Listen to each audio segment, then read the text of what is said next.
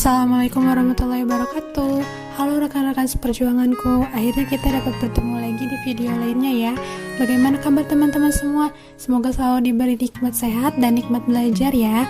Baik, pada kesempatan kali ini saya Firda Fauzia, mahasiswa psikologi UIN Wali Songo Semarang, akan membahas materi mengenai career planning.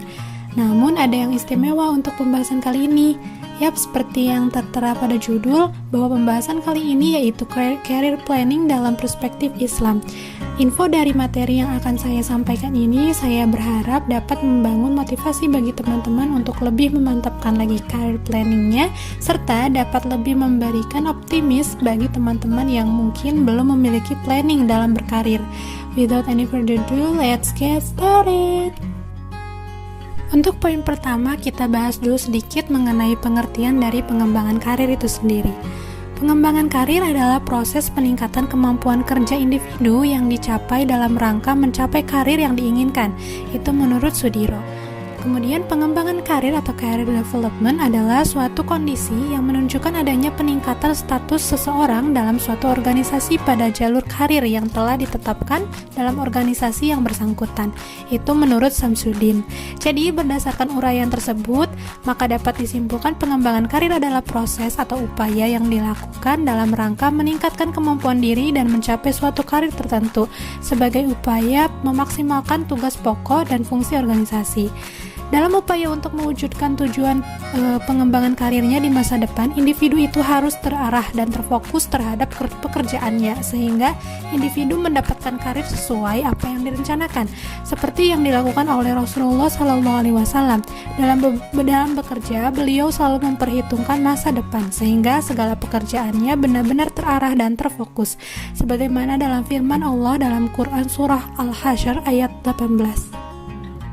A'udzubillahi minasyaitonirrajim. Bismillahirrahmanirrahim.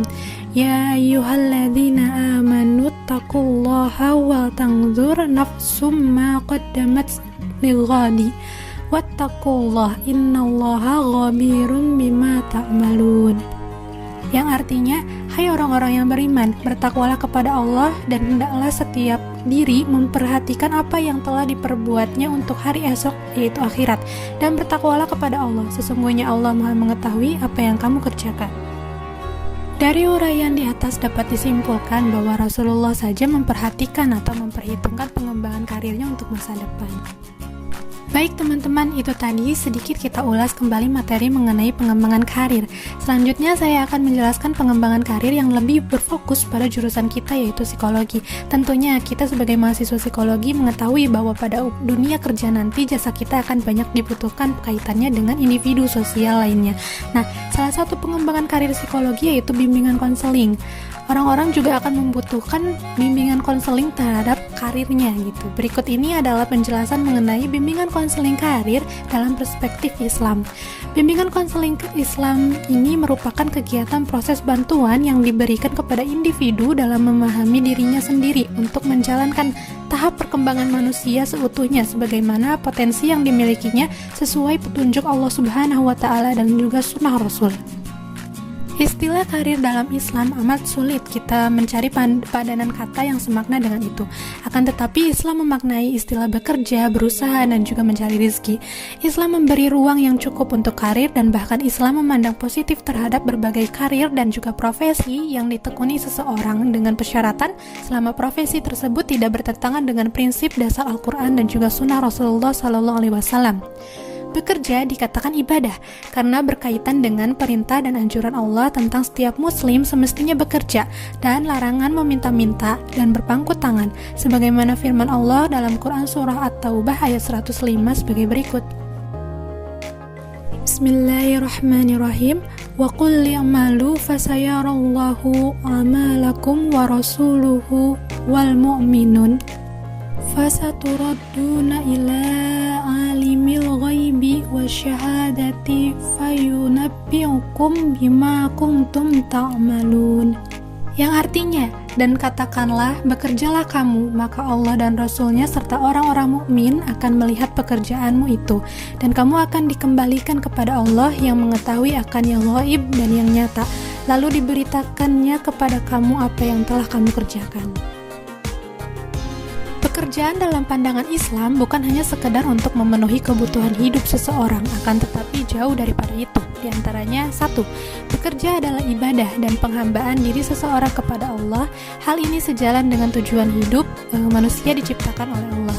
2. Bekerja adalah untuk terciptanya kemakmuran dan kemajuan di permukaan bumi secara umum dan negeri tempat seseorang beraktivitas itu secara khusus. Yang ketiga, bekerja adalah bimbingan hidup untuk mendapatkan rizki yang halal lagi baik. Poin selanjutnya yaitu pembahasan mengenai bimbingan bekerja dan karir dalam Islam. Ada beberapa poin. Yang pertama, bekerja dengan sungguh-sungguh. Kesungguhan dalam menjalani suatu pekerjaan amatlah penting dan berbagai terobosan pun akan mampu dilakukan apabila kita bekerja secara sungguh-sungguh.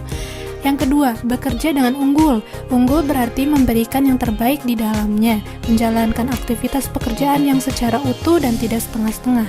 Yang ketiga, mendaya gunakan hikmah. Maknanya adalah menjalankan sebuah pekerjaan itu harus cerdas, smart, dengan menggunakan akal, bekerja profesional sesuai dengan prosedural. Yang keempat, seimbang. Bekerja dalam makna seimbang adalah seseorang muslim yang beriman dalam menjalani pekerjaan dan menjalani suatu karir tidak hanya ingin memperoleh keuntungan di dunia saja, namun juga ia harus pula memperhatikan keselamatan di akhiratnya. Poin kelima yaitu saling menguntungkan. Islam mengajarkan suatu pekerja harus memberi manfaat dan menguntungkan satu sama lain, sehingga dalam aktivitas karir yang dilalui seseorang tidak ada satu sisi yang diuntungkan dan sisi lain dirugikan. Yang keenam, menciptakan koneksi. Terbentuknya koneksi dalam bekerja dan berkarir bagi diri seseorang tidak dapat dilepaskan dari jauh mana ia mampu membangun komunikasi yang baik dan interaksi yang bagus dengan orang lain. Dan yang terakhir, yang ketujuh, bekerja sama. Ajaran Islam ditegaskan bagaimana membangun kaidah-kaidah kerjasama yang baik sehingga kerjasama yang dilakukan dapat berjalan dengan baik pula. Baik teman-teman, itu tadi info dan juga materi yang dapat saya sampaikan. Saya ucapkan terima kasih sebanyak-banyaknya kepada teman-teman yang sudah mendengarkan sampai akhir dan juga sudah mengklik video ini. Mohon maaf apabila saya ada kata-kata juga, dan semoga kita bisa bertemu di video berikutnya. Terima kasih. Assalamualaikum warahmatullahi wabarakatuh.